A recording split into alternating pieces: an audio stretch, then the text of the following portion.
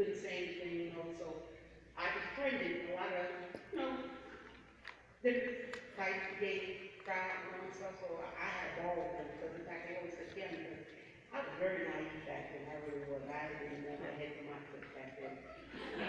And so, you know, I hung out with them, and it was just great for me. But all the other, a lot of my friends and stuff, they just thought, yeah, wow, you know, we had a female station here, you know, what they call a training unit. So it was quite mixed with a lot of guys, and it was a candy store with a lot of girls. And not me. It really was, and the guys as well. Yes. So I hung around with my drill sergeants most of the time, and I would go home with them, you know, and stuff, and hang out with them.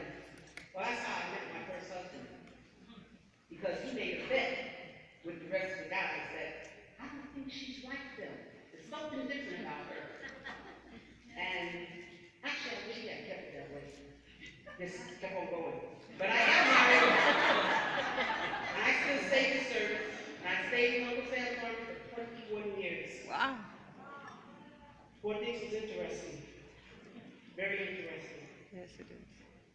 And so, the female soldiers back then, what I liked, in my opinion, we were very well to one another. There was none of this backstabbing. We had a good time. We stuck with each other. We were, you know, we took care of one another. There was none of this, you know, I'm gonna do this and you do that. You know, we were friends. We were true friends back then. It was a different Army Corps.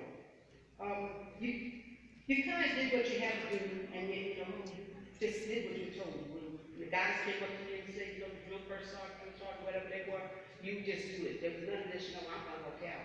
You just kept your mouth shut. You didn't want to get involved in anything. And believe it or not, Emily, I was quiet back then. I didn't talk too much. I was right. I was real quiet back then. I didn't say very much. But after a while, I guess somebody saw it coming.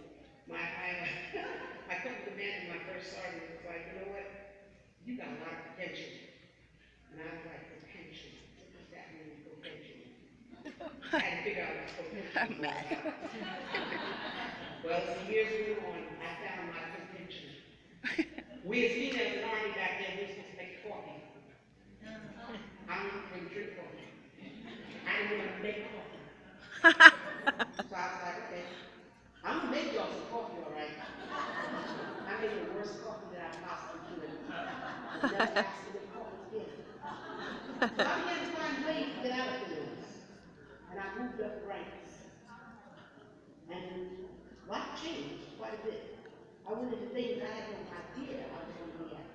I was one of the first females out on the range out of Fort Hood. Oh. Anybody knows about Fort Hood? It's all male environment out there. Yes. And the company commander was like, well, we got to get across this terrain here. And I was with one of the guys, and I was like, he does not know what he's doing. So I took over. And after that, I was a little more quiet. I moved on, I took over companies, and I ran a lot of things. And it was funny because I took the show. I said, why do you want this? I got nothing to say. She said, believe me, you got a lot to say. And you know, I'm a very humble person. I don't brag about things. But the career in the military back then was quite interesting. It was a lot of fun, but it was a lot of tough times. We females had to really prove ourselves to people. And they had the right person out there to prove things to folks.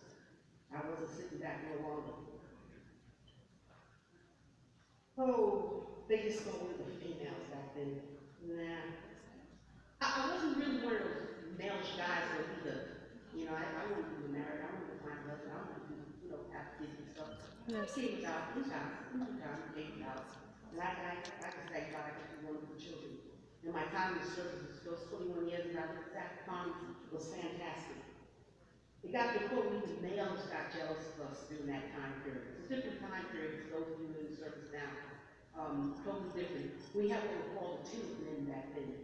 You know, it was like, you know, we still had the type of male that would say, hey, you know, we need to get the typewriter moved, you know, for those of you, I don't know how many of you know what a typewriter is. Yeah, you know, like typewriters and stuff.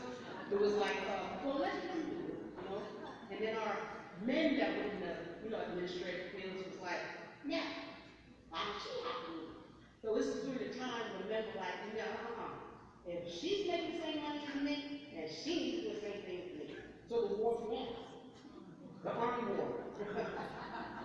So, you know, there's a lot of jealousy and stuff that went on during my time period, and it was kind of funny at times. Women started fighting back over the years to open doors to so many different areas. I don't even know all the stories. I just hear some of them because I've been working with VAs and know a lot of stories, a lot of great stories from both sides. Good stories. You know, events such like Afghanistan, you know, that wasn't even thought for us to go back then. It was like, no, y'all just go in there, go and check your cookies and cake. I had a lot of my great comrades in arms, so like, no, we're not getting the cookies and cake. We're out there the road, y'all. And some of us did. And one of the most exciting times in my life was when I took my daughter and her friends to Women's Memorial in Washington, D.C. I showed her a picture of her guardian mother, who God rest her soul, and me. And I turned around and there's a book, I don't know how many of you have been to the Women's Memorial, if you haven't gone, you really need to go.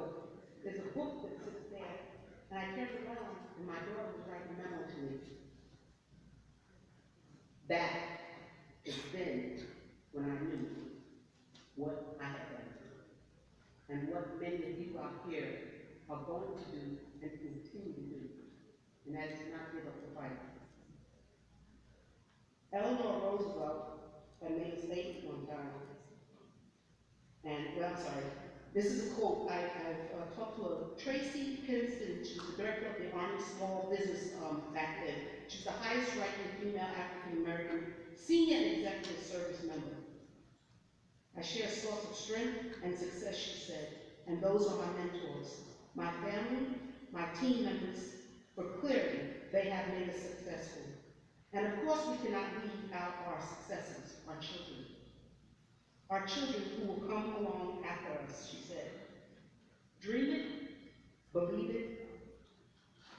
Courage was leaving home with no clues as to what the future had for me out there.